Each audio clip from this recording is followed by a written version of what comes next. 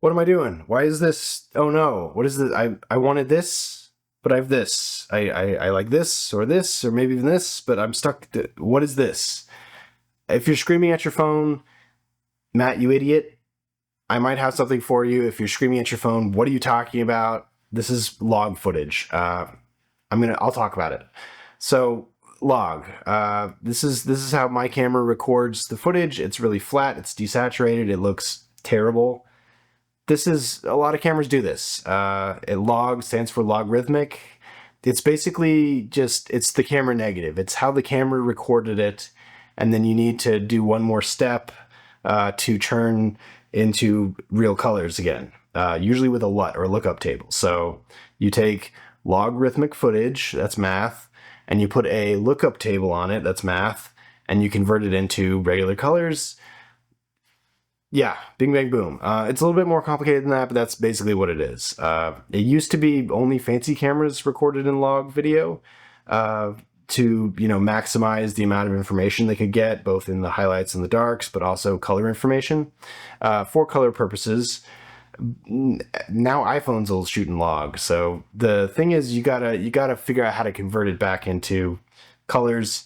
The easiest way to do it is every camera manufacturer that has something that records in log, you can just download from their website a LUT, and in your edit, just drop that LUT on the footage, and it stretches it back out into the world that we understand. There's other ways to do it, like color space transform is how I do it as a colorist, but it's basically the same thing as the LUT without getting too specific. But yeah, log footage. I bring this up because a couple days ago, on one of the filmmaker forums I'm part of, somebody posted samples of their work, and it was in log. And you can't see anything when something's in log. It's really frustrating. It was probably like 2012. It was really cool to have your short film be basically desaturated like it's in log. I'm so glad that time is over. But yeah, log footage is basically just unfinished colors. I'm not saying that if you record in log, you have to color grade it. You can just drop a LUT on it and call it good. There's nothing wrong with that. But shooting in log, the only real reason you're going to want to shoot in a log color space versus, natural profile, portrait profile, standard profile, log is different because it needs an extra step in order to convert it into something where those other profiles don't. That's kind of what it is.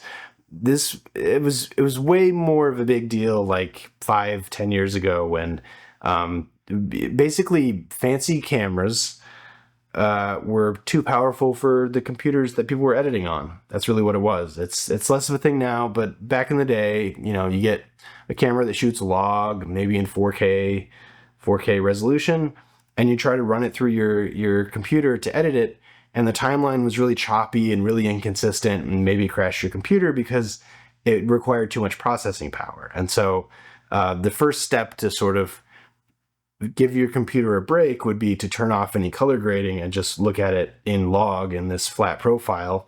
As a colorist, I strongly encourage people editing not to do that, to find a way to look at colored footage, because you're going to notice stuff. It's really hard when you're editing to notice stuff that's in the the shadows over here, or there's colors over here. Like, it's useful to look at the footage even if it's not in the color that it's going to be in when it's finally done.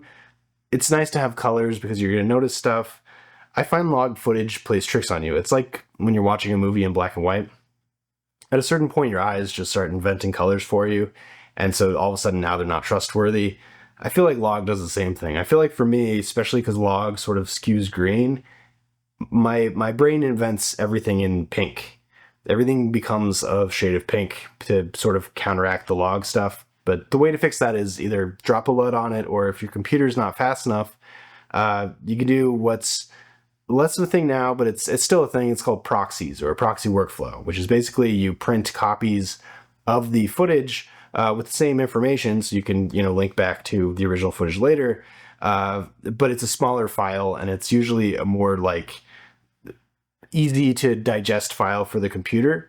And you can print those in, you can, export those with a log color on there if you really want to, which I kind of feel like defeats the purpose, because if you're going to go through the trouble of making proxies, although some cinema cameras do it on their own, but most don't, You take your log footage, you make proxies at a lower resolution like 1080p or 720p.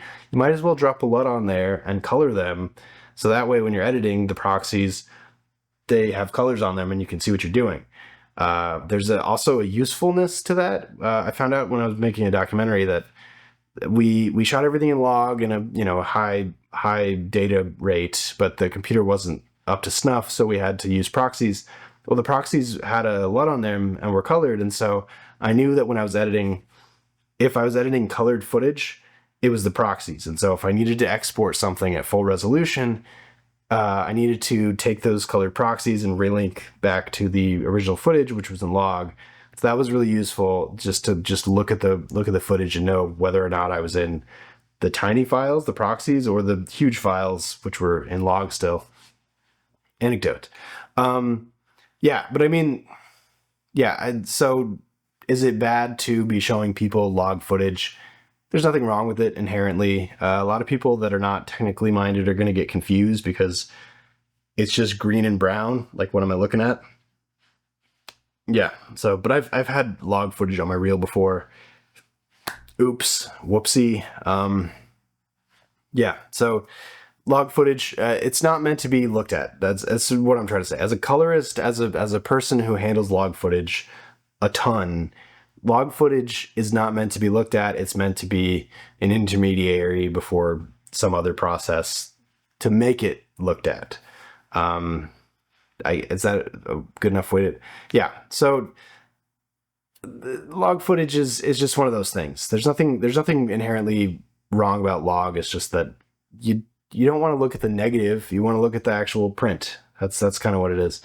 So as far as proxy workflows, all that kind of stuff is becoming less and less important because modern computers, Mac and PC, especially if they have a graphics card in them, tend to handle most footage, even 4K and higher, pretty well these days. So it's not so much a big deal.